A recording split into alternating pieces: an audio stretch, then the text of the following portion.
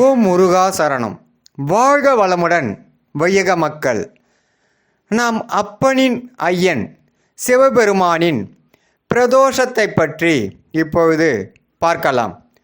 மந்திரகிரி மலையை மத்தாக்கி வாசுகி என்ற பாம்பை கயிறாக்கி பார்க்கடலை கடையத் தொடங்கினர். வாசுகியின் தலைபாகத்தை அசுரர்களும் வால்பாகத்தை தேவர்களும் பிடித்து கொண்டனர். பணிகள் வேகமாக நடைபெற்றது. சோதனையாக மத்தான மந்திரகிரி மலை கடலுக்குள் அமுகத் துவங்கியது. உடனே மகாவிஷ்ணு கூர்ம அவதாரம் எடுத்து அதை தாங்கி முழுகாதபடி தடுத்தார். மீண்டும் பார்க்கடலை கடைய ஆரம்பித்தார்கள். அப்போது வேறு ஒரு விபரீதம் நடந்தது.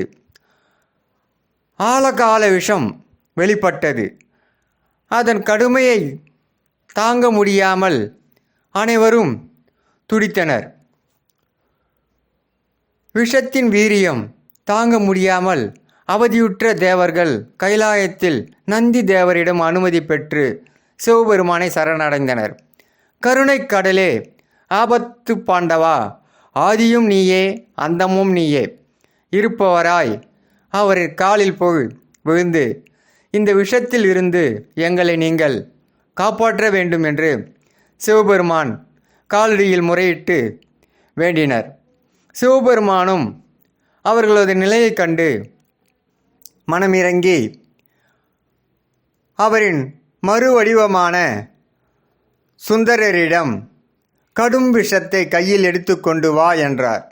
விஷத்தை கொண்டு வந்த சுந்தரர் ஆலகால விஷத்தை கொண்டு வந்ததால் சுந்தரர் ஆலகால சுந்தரரானார் என பெயரும் வந்தது.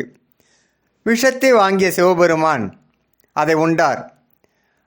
அதை கண்ட அன்னை பராசக்தி, அனைத்து உலகங்களும் ஐயன் இருக்கிறாரே, அது உள்ள ஜீவராசிகள் அனைத்தும் துன்பத்திற்குள்ளாகுமோ என நினைத்து அம்பிகை கருணையோடு சிவபெருமானின் கழுத்தை தடவினார். அவ்வளவுதான், விஷம் அவரது கழுத்திலேயே தங்கிவிட்டது. இதன் காரணமாக சிவபெருமானுக்கு நீலகண்டர் என்ற திருநாமம் உண்டாயிற்று. தேவர்கள் அனைவரும் கலக்கம் தீர்ந்தது. அவர்கள் மகிழ்ச்சி அடையும் பொருட்டு சிவபெருமானின் பிரணவ வடிவமான ரிஷபத்தின் கொம்புகளின் நடுவில் சிவபெருமான் ஆனந்த தாண்டவமாடினார். மற்ற தெய்வங்களும் மகா முனிவர்களும் ஆனந்த தாண்டவத்தை கண்டு தரிசித்தனர். இவ்வாறு சிவபெருமான் அருள் புரிந்து அவர்களை காப்பாற்றிய காலமே பிரதோஷ வேளையாக கடைபிடிக்கின்றார்கள். பிரதோஷத்திற்கு ரஜினி முகம் என்ற பெயர் உண்டு. சமஸ்கிருதத்தில் ரஜினி என்றால் இரவு என்று பொருள். ரஜினி முகம் என்பது இரவின் முற்பகுதியான சாயங்காலத்தை குறிக்கின்றது. மாதந்தோறும் இருமுறை வளர்பிறை, தேய்பிறை, திரையோதசி 13ஆம் நாட்களில் பிரதோஷ தினங்களாகும். இந்த நாட்களில் மாலை 4:30 மணி முதல் 6 மணி வரையிலான நேரம் பிரதோஷ காலமாகும். தேவர்களும் மற்றவர்களும் சிவபெருமான் அருள் புரிந்தது ஒரு சனிக்கிழமை அன்று என்பதால் சனிக்கிழமை அன்று வரும் பிரதோஷம் மிகவும் சிறப்பு வாய்ந்ததாக கருதப்படுகிறது.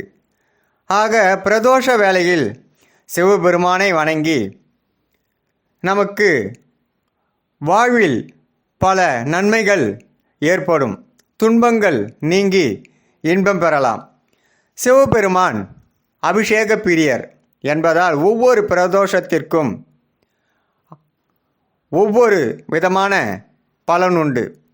விரதம் மேற்கொள்பவர்களுக்கு பாவங்கள் விலகும், திருமணம் கைகூடும், குழந்தை பேறு கிடைக்கும், வறுமை விலகும், தீராத நோய்களும் நீங்கும், சகல காரியங்களும் வெற்றி கிடைக்கும். சகல சௌபாக்கியங்களும் தரக்கூடிய வல்லமை பெற்ற தினம் பிரதோஷ விரதமாகும். அப்பன் வேறு ஐயன் வேறு இல்லை. உருவங்கள் வேறு தவிர பலன்கள் ஒன்றே. வெற்றிவேல் முருகனுக்கு அரோகரா, வீரவேல் முருகனுக்கு அரோகரா, சக்திவேல் முருகனுக்கு அரோகரா, அரோகரா, அரோகரா, அரோகரா, அரோகரா.